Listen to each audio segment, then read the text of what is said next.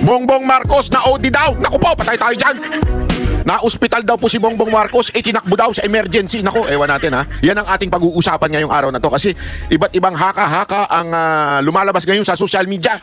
Yung iba tuwan-tuwa. Yung iba naman masama ang loob. Ako sa totoo lang ho, pasensya na ho ha. Huwag ho kayo magagalit kayong mga Duterte supporter. Pero ako masama ang loob ko. Ayoko ho. Ayoko may mangyaring masama ho kay Bongbong Marcos. Para lang sa kaalaman natin ha. Explain ko sa inyo kung bakit ayaw kong may mangyaring masama kay Bongbong Marcos. Panoorin nyo lang ho itong video na ito para maintindihan ninyo kung bakit ganun ang aking saloobin na ayaw kong may mangyaring masama kay Bongbong Marcos. Ayaw ko siyang ma-OD, ayaw ko siyang lumisan ng mundo na ito. Yan ho, panoorin ninyo ha. Para naman wag nyo kagad akong hunuhusgahan kasi kayo mga judgmental kayo Title pa... Sandali, may buhok. Title pa lang, hinuhusgahan nyo na kagad ako mga kababayan. Hintayin nyo muna yung aking paliwanag kung ba't ayaw ko siyang ma-OD. Ano ba yung OD, banat bay? Over delusional. Hindi. Iba po. Sabihin po ng OD is overdose. Yan po kasi ngayon ang sinasabi ng iba dyan. Na overdose daw. Baka naman na overdose na si Bongbong Marcos. Bakit siya na-overdose? Na-overdose sa kape, pwede din, di ba? Na-overdose kaya sa tsaka, na-overdose kaya sa pagsisinghot ng mga substance na hindi natin alam. Depende yan kung anong overdose. Maraming klase ng overdose. Ako kasi na-overdose na ako ng Wagyu. Gago! Na-overdose na ako ng Wagyu. Breakfast ko Wagyu, pag ano ko Wagyu, pag ano ko Wagyu na naman. Hanggang makatulog ako, Wagyu pa rin na nasa isip ko. Hindi, biro lamang po. Kasi meron po ako nabibilang murang Wagyu Hindi ko sasabihin sa inyo, ba't ko i-share? joke lang. Anyway, ayun na nga po, ngayon po pinag-uusap-usapan na baka daw na overdose. Alam naman po natin, di ba, yung sinabi nga ho ni Madam Amy Marcos, yung kanyang kapatid po niya nagsabi, hindi po ako. Kapatid niya nagsabi na ang breakfast daw ni BBM ay, alam mo na, si Mary Jane. Kilala niyo si Mary Jane, di ba? Tapos ang nakakailang session nga daw sila sa isang araw. Hindi po ako nagsabi niya na si Amy Marcos. Ngayon, napagtanto tuloy ng mga iba nating kakababayan, naku, baka naman na overdose na yung animal na yan. Sana naman, yun ang sinasabi ng iba. Nakikita ko lang sa social media, pinost ko kasi sabi ko doon sa social media ko, doon sa bago kong Facebook account. By the way, highway, meron pala akong bagong Facebook account kasi alam mo naman, yung mga hindot, ni-report tayo, minas-report tayo, kaya nawala yung Facebook account natin. Meron tayong bagong Facebook account doon. At sabi ko nga doon, kung na-OD, sabi ko, wag naman po sana. Ayoko pong ma-OD si Bongbong Marcos. Tapos nagsabi ng iba, hindi, okay lang yung ma-OD na siya. Kahit di na makulong. Yan ang pag-uusapan natin ngayon, ha? Kasi alam mo, eto, ladies and gentlemen, this concerns ang buong Pilipinas. Kasi if you would remember, yung kanyang tatay, di ba? Yan din ang issue ng kanyang tatay noon hindi OD. Ibig sabihin yung issue na may sakit, di ba, yung kanyang tatay. At because of that, ano po, para bagang sinasabi na nung iba, na he can no longer lead the country. At kaya yung mga ibang tauhan niya ay umaabuso na. Yun po ang sinasabi. Ngayon, totoo kaya yun?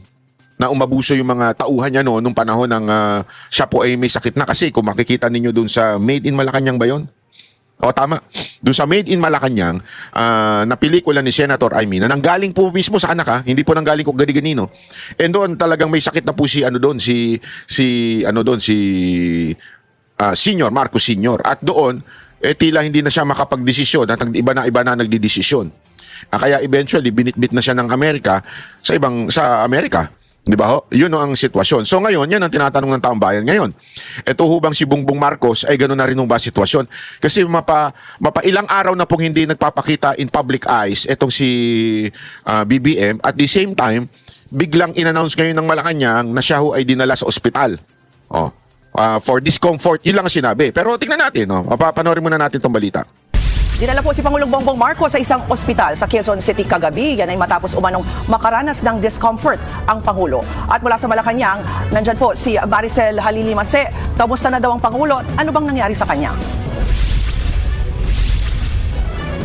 Alam mo, Ruth, nagtataka rin kasi tayo dahil biglang sinabihan tayo ng Malacanang na hindi napupunta si PBBM doon sa supposedly event niya kaninang umaga. Ito yung TOYM, yung 10 Outstanding Young Men dito sa Malacanang awarding ceremony. Grabe, ironic, Dapat atin daw nung Toy yung top outstanding, mga nakatayo na. Siya hindi makatayo. Hayop yan.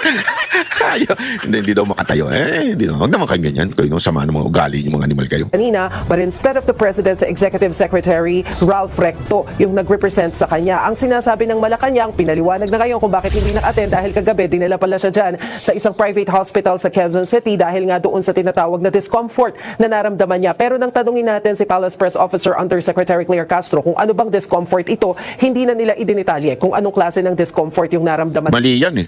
Mali ang hindi dinitalye. Kasi okay lang kasi po pagka ordinaryong Pilipino ka na ikaw ay private citizen, hindi ka, walang pakialam ng ibang tao sa'yo. Pero kung ikaw ay presidente, karapatan ng bawat Pilipino na malaman ang kalagayan at health situation. As a matter of fact, di ba, naalala nyo ng panahon ni Pangulong Duterte? Diba? Binubusisi siya tungkol sa health niya palagi. Tapos, lagi ngang may hashtag ang mga ulul na, nasaan ang Pangulo? Diba? May mga ganyan-ganyan. Tinan mo ngayon, wala. O asan na yung mga hindot na mga makakaliwa, makatae, black, at saka itong mga kakampuet, at saka itong mga dilawan. Di ba dati naalala ninyo? Sila'y mahilig yan. Nasaan na Pangulo? Nasaan na Pangulo? Ba't ngayon hindi nyo hanapin? Di ba? Pansinin nyo, wala kang makikitang hashtag ngayon na nasaan na Pangulo. O. Pero dapat po, noong panahon na yun, sige, nasaan ang Pangulo? Bigla siyang lalabas. Magkakaroon siya ng talk to the people. Di ba? May nagpapahinga siya, mga 3 days, ganun. Pero after nun, lumalabas siya. O. Dito, nasa na Pangulo. Medyo, I think, matagal-tagal na bago huli nating nakita yan. Kasi, noon kasi, nung panahon ni Pangulong Duterte, nakabunto talaga RTBM. Tapos makikita nyo doon lahat ng ginagawa ni Pangulong Duterte doon sa kanyang araw. Nakabuntot sila. Talagang naka-live yun, live stream yun. Although may delay lang ng konti. Dinidelay lang nila ng konti for security reason. Para hindi masundan at hindi makapag-prepare kung sino man yung may tangkang masama. So, delay lang ng konti. Pero ngayon, walang ganun. Walang ganun na talagang masasabi mo naka-live stream ang Pangulo everyday. Kaya nga, mapapansin mo, hindi laging nag-a-appear. Magtataka ka kung bakit. Di ba? Tapos ngayon, ganito. Na idadalhin daw sa ospital. Bakit hindi man lang nag-hashtag yung mga ulul na sinasabi nilang nasa ng Pangulo, nasa ng Pangulo? Di ba? Yun totoo. Nasa ng Pangulo? Na-OD na ba? Hindi natin na, we are not wishing it. As a matter of fact, I told you, ayoko nga eh. Di ba? In the beginning of my video, ayoko ma-OD siya.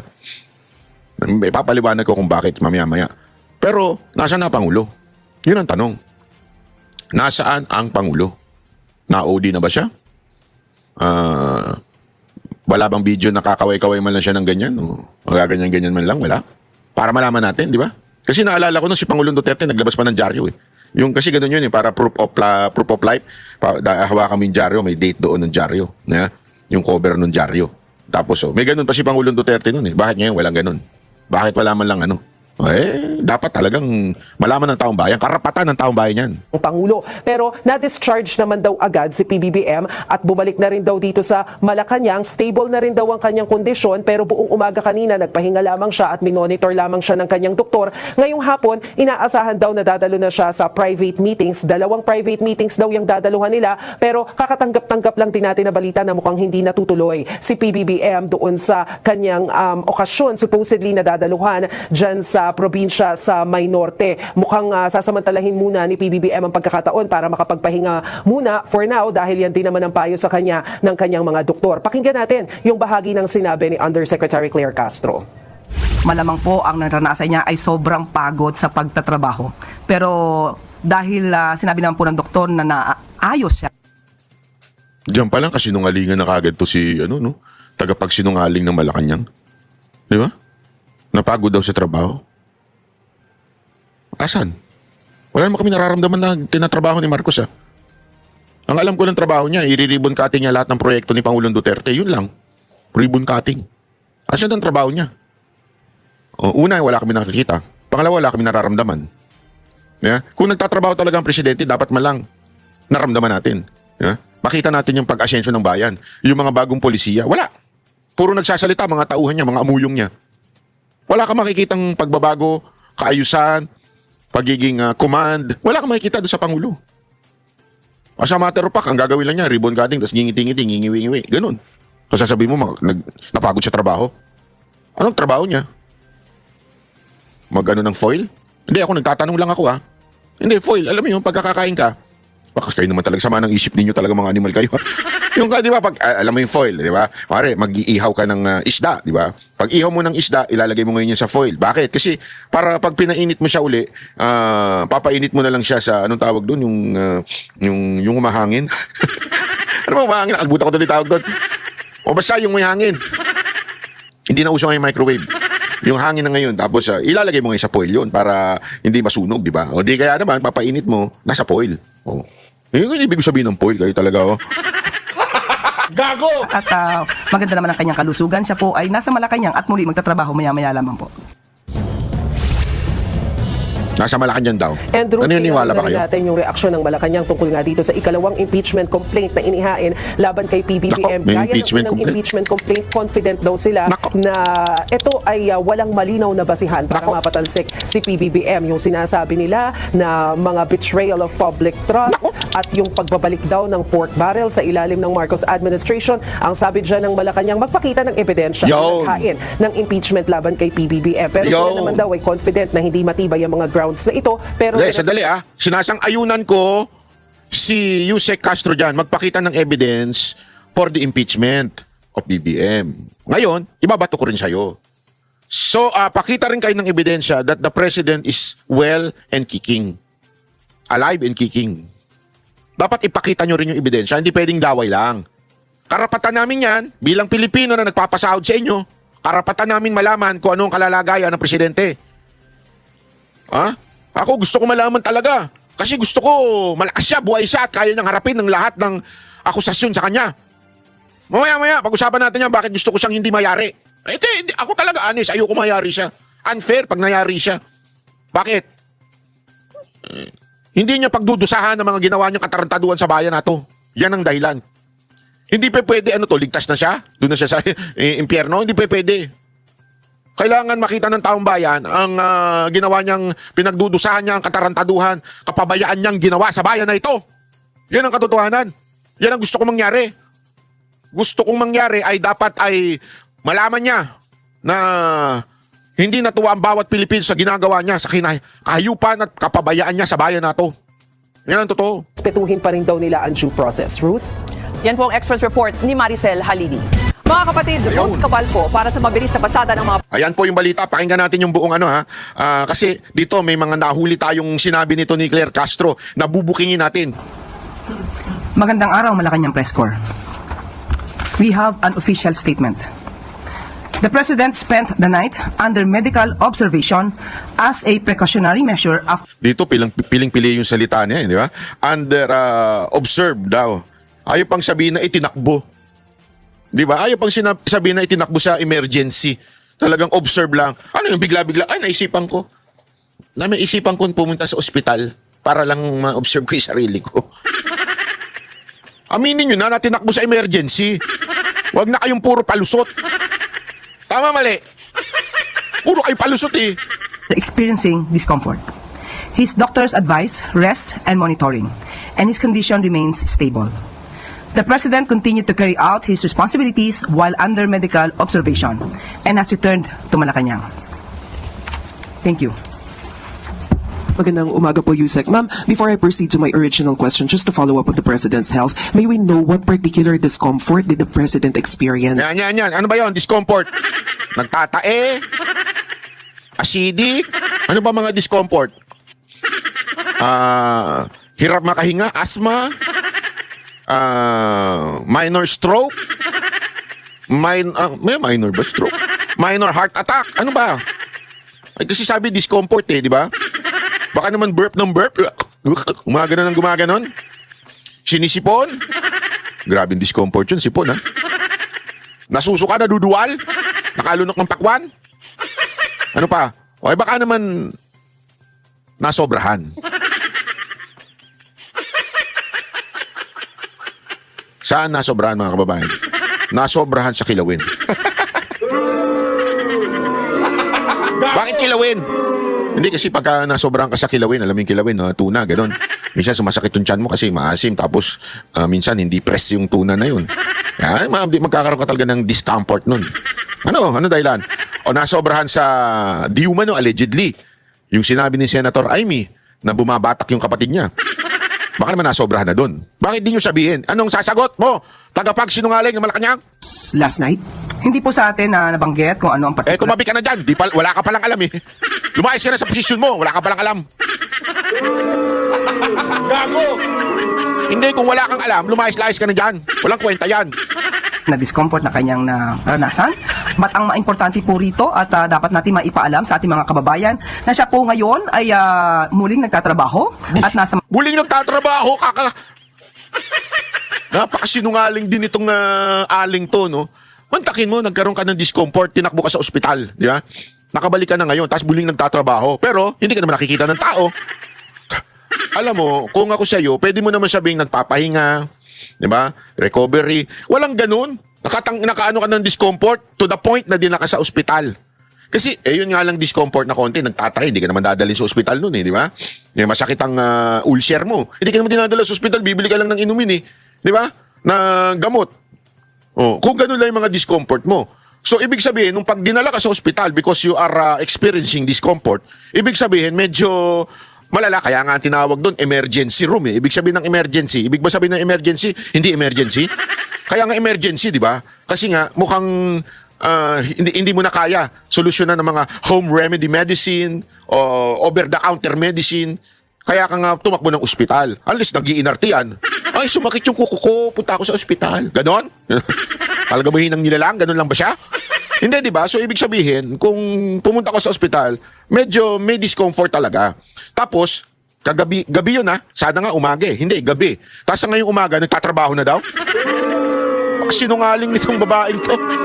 Napakasinungaling mo talaga. Hindi mo na lang sabihin, nagpapahinga. Wala namang masamang magpahinga kung kailangan dahil may sakit. Lahat naman tayo nagkakasakit. Pisikal. Kung inuubo o nasusuka, pwede ka naman pahinga muna. Pahinga lang muna ako ngayong araw na to. Sandali lang. Sasabihin mong hindi nagtatrabaho na ngayon. Kung nagtatrabaho yan, may video yan.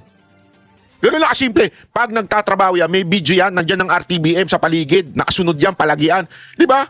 Kumakaway-kaway pa nga siya kahit wala siya kinakaway ang mga demonyo Ewan ko, demonyo ba yung kinakawayan niya?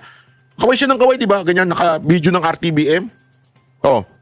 Tapos kayo sasabihin mo, nagtatrabaho, asan yung video? Sabihin mo, hindi naman lahat kailangan i-video Hindi totoo yan. Hindi, alam mo, pag may nagsabing hindi kailangan lahat i-video, that's wrong. For me, as a public official, especially you are the top official of the land, you are the president, dapat talaga naka-video pag nagtatrabaho ka so that the people will know what are you doing for us. It's the choice of the people whether to watch. Kung ayaw nila, naeepalan sila, di wag silang manood. Pero it is the duty, again, duty of the president na malaman ng taong bayan kung siya ay nagtatrabaho o hindi. Malacanang. Siya po ay nasa maayos na kalagayan at mamayang hapon po ay magkakaroon pa po siya ng 2 pribado. Ayan. Yan yung sinasabi. Umaga itong press briefing So sa gabi, sinabi na dala sa ospital. Umaga, sinabi okay na daw. Okay? Tapos sabi niya, magkakaroon daw ng meeting ngayon or appointment. And lo and behold, hindi natuloy yung appointment. As of now that I am recording this video, upload ko kasi agad-agad ito Hindi ho natuloy yung meeting na yon.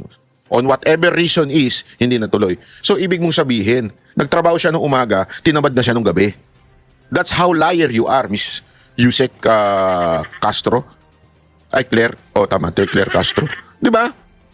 Hindi pwede yun. Ba't nyo kinancel? Dahil nagtrabaho nung umaga? Ganon? So, ibig sabihin, hindi talaga nagpapahinga yung presidente. Huwag kayong masyado kayong huwag kayong magsinungaling. Sabihin nyo na lang yung totoo. Wala namang masama kung sabihin nyo nagpapahinga yung presidente kasi ginujubo, di ba, ginijika. Pwede nyo naman sabihin ng ganun. Huwag na yung puro kayo kasinungalingan. Okay, so does it mean that makikita rin siya ng public in the next few days or should we expect the president to take it easy and stay in Malacanang for a while? Sa ngayon po ay may pribado mga meetings po, so makikipag-ugnayan na po siya sa ibang mga opisyal. At tingnan po natin kung bukas po dahil meron po siyang event, kung ma-advise siya ng doktor na okay naman po siya. Alam mo, naalala ko tuloy yan. Sabi niya, di ba, makikipag-meeting daw siya sa mga opisyal niya. Naalala ko yan nung panahon ni Pangulong Duterte. Bakit? Pag may mga nagki-question na ganyan, tapos may meeting, may mga cabinet meeting, o di kaya mga meeting niya, mga opisyal ng gobyerno, naglalabas si Bongo ng picture. Yung mukha ni Bongo nasa harapan. Tapos nandun si Pangulong Duterte sa likod. As a proof, di ba? Bakit walang proof na ganyan ngayon? Hindi, totoo yun. Di ba naglalabas si Senator Bongo, kaya nga ang tawag sa kanya, pambansang, anong tawag doon? Pambansang whatsoever. Basta, yun. Dahil nga, sa lahat ng picture ni Pangulong Duterte, nandun yung mukha niya, nasa harap. O hindi sa harap, nasa likod. Poker face, di ba? Hindi man lang nag-smile. Malamang po ay makikita rin agad natin ang Pangulo. Ivan Merina, GMA7. Yusek, have you personally seen the president, and can you tell us your observations of his overall condition? Sa ngayon po, hindi ko po personal nakita ang ating Oh, Pangulo. yari ka ngayon. Nakita mo bang personal? Kung hindi mo pala nakita ang personal, huwag ka nang display dyan. Di ba? Wala kang palang alam eh. Good morning, ma'am. Nasagot nyo na yung unang tanong ko kung nasaan si Presidente. Follow up na lang po, mayroon ba kaming dapat ipag-alala sa lagay ng kalusugan ngayon ng Pangulo? Wala po. Kailangan lang din po namin masabi sa inyo kung ano po yung naranasan ng Pangulo kagabi dahil kahit nung madaling araw po ay nagtatrabaho po pa ang Pangulo.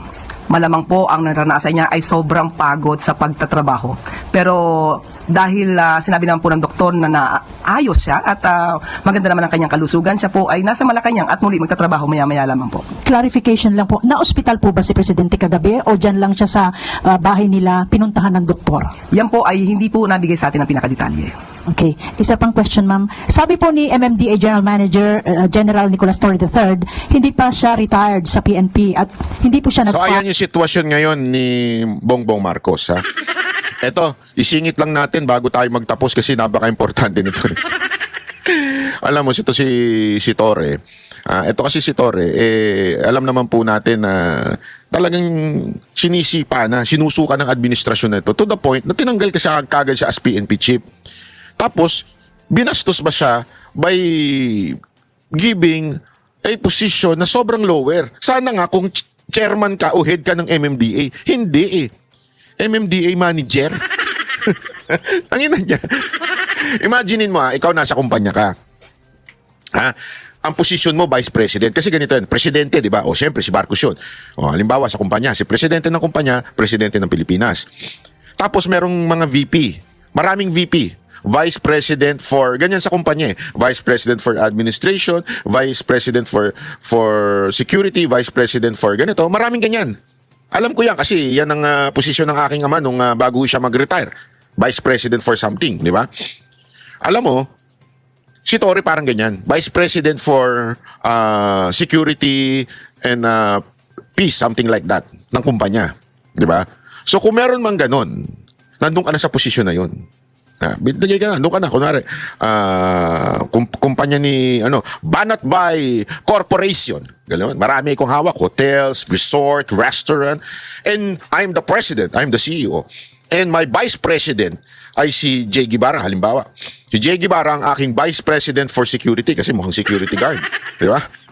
Hindi ko naman nilalait kayo talaga. Ibig sabihin kasi malaki, maitim, parang di ba? Vice President for Security and Maintenance. Ang sabihin ng maintenance ng Peace and Maintenance, something like that. Invento na lang yun. Pero yun na yung position mo. Doon sa Banat by Corporation. Biglang tinawag ko siya, di ka dito. Ayaw mo sumunod kasi sa akin. Di ka dito. Lipat na kita ha. Doon ka na lang sa manager.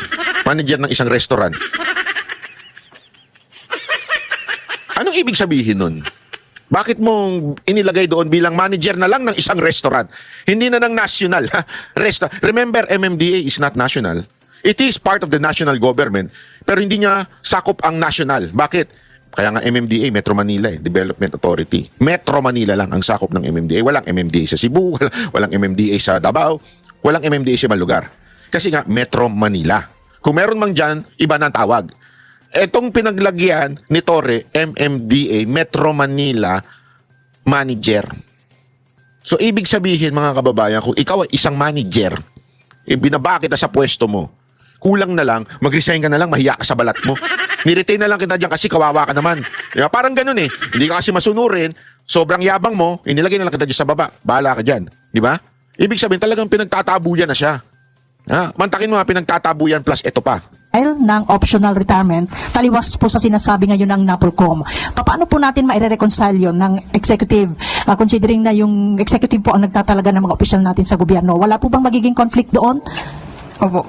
Nakausap po mismo natin si General Torre at malamang po ay nagkaroon lang ng konting misunderstanding pero muli the President appointed General Torre as the General Manager of MMDA. He took his office. He is now actively performing his job as the General Manager of MMDA. And for his optional retirement, he will receive full benefits and emoluments as a 4-star general. So, ibig sabihin po ba nito ay maililipat na o willing na siya na ilipat yung 4-star rank niya kay General Jose Melencio Nartates? Yan po ang sinabi natin sa kanya. Nung una kasi ayaw pa mag-retire ni Torre. So nagkakaroon ng confusion ngayon. Kasi sabi ng Napolcom, hindi, retired na yan, matik na kasi wala na siya sa PNP. Inilipat na siya sa MMDA management. So wala na dapat siya. Pero ano ginagawa ni Torre ngayon? Ayaw niya pang bitawan ang posisyon ng kanyang pagiging 4-star. Sinasabi niya, hindi! Hindi! 4-star pa rin ako! Umasal diwata na siya. 4-star pa rin ako! Hindi pa pwede! Tapos tinanong ngayon ng Malacanang, ano ba? Totoo ba na 4-star pa rin siya o totoo yung sinasabi ng Napolcom? Ngayon, kinaklaro ni Claire Castro na nagkausap na daw sila ni Torre at alam na ni Torre na hindi na siya 4-star. Mantakin mo, Torre, nilalaglag ka na Malacanang.